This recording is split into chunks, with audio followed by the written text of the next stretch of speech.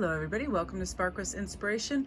I am so happy I ran into my messages from your animal spirit guides deck. It was off in a hidden corner and the author has such beautiful insights in his book, and I love the quality and the messages. Everything's so beautiful. I'm so excited because yesterday I got all these beautiful things to do, fun Valentine's read and dried flowers and all these beautiful things, and I was just on a creative, beautiful, like free time for a couple hours yesterday where I just said, you know what, don't check messages, don't think you have to do anything or be anywhere. Just, I was in this great shop that had everything sage and dried flowers, and it was really beautiful.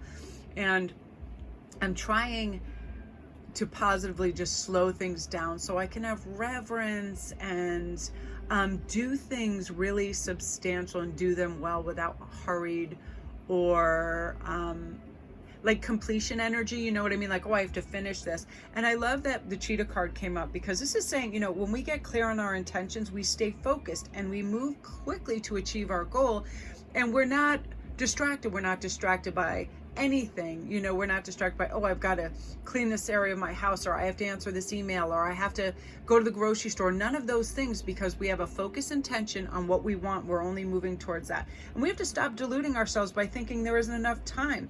There are too many other things to do. We're not up for the mission, whatever it is. These and so many other beliefs are delay tactics. They're usually our ego. They keep us from accomplishing what we're here to do.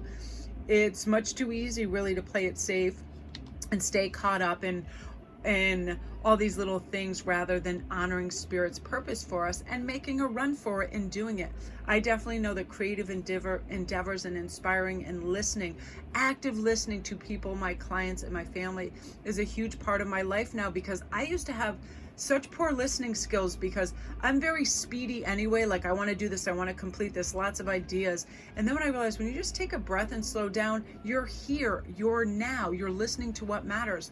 People speaking to you are saying things from their heart, what matters, they're expressing. So time is time. Why aren't we listening? If we're standing there anyway, why are we vacating the premises mentally and going on some whacked out tangent in our head when we can be honoring the person in front of us that's speaking to us?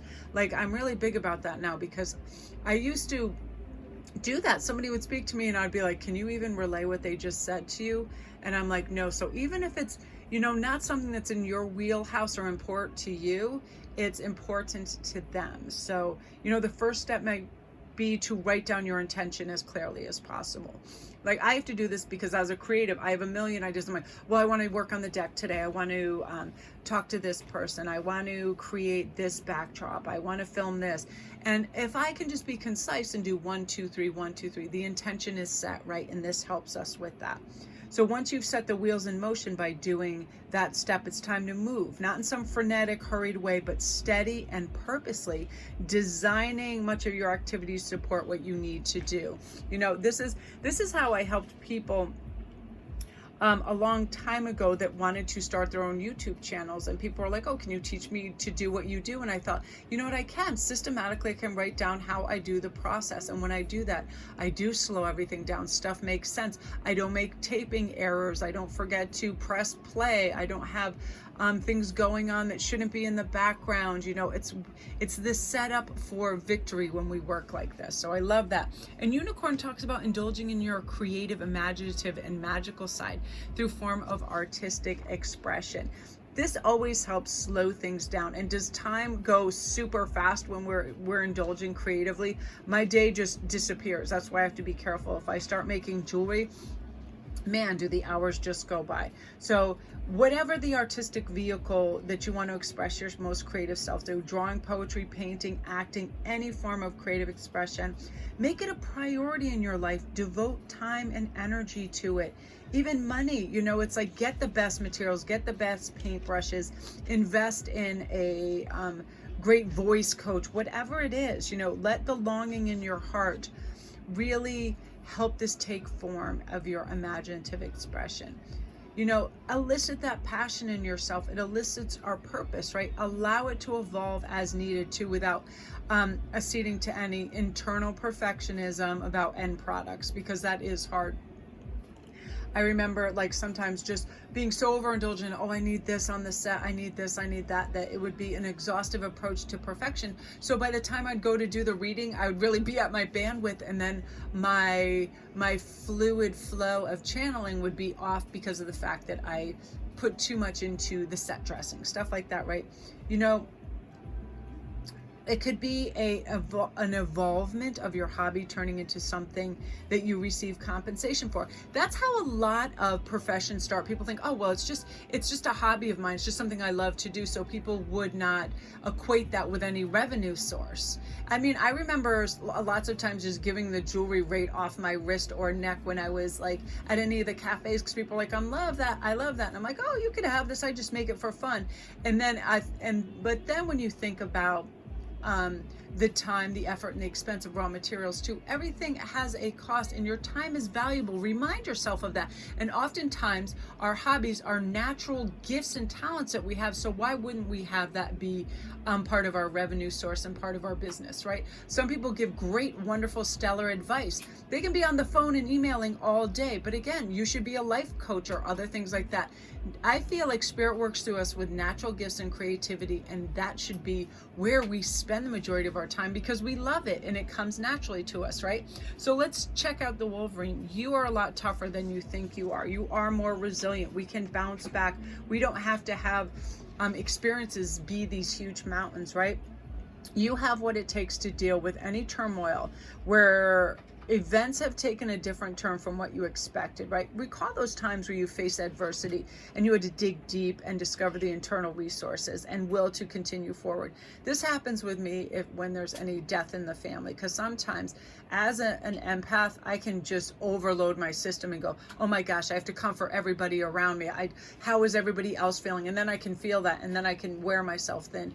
And we have to learn a healthy detachment from that and go, okay, you know what? We did it. We made it through. And that was probably the hardest thing I ever did. So in comparison, this thing I'm thinking about now is probably smaller, right?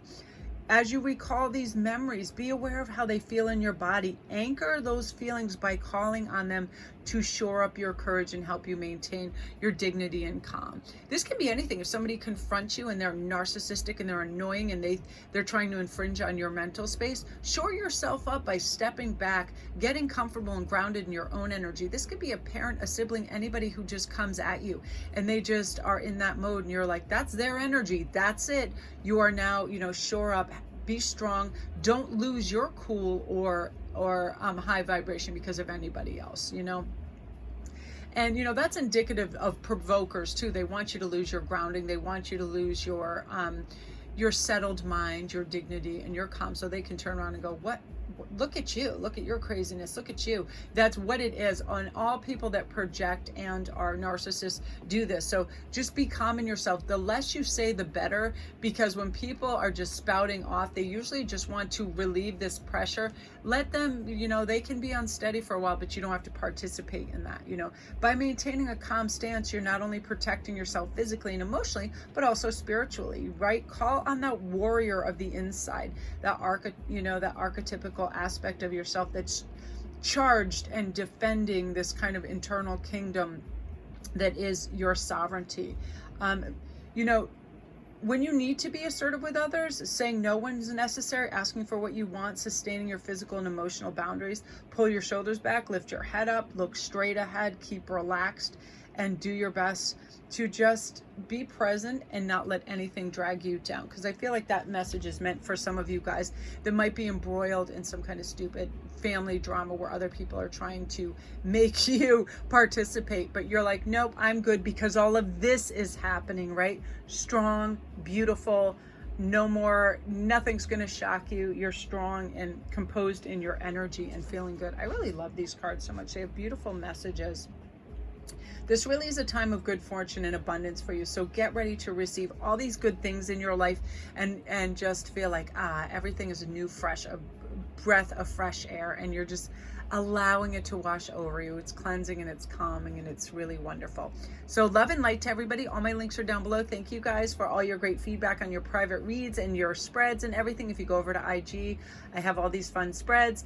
I'm really excited. I'm going to do a really fun Valentine's thing. I got some pretty flowers, so I'm really excited. So I'm looking forward to that, and I'll be posting that tomorrow. So love and light, everyone.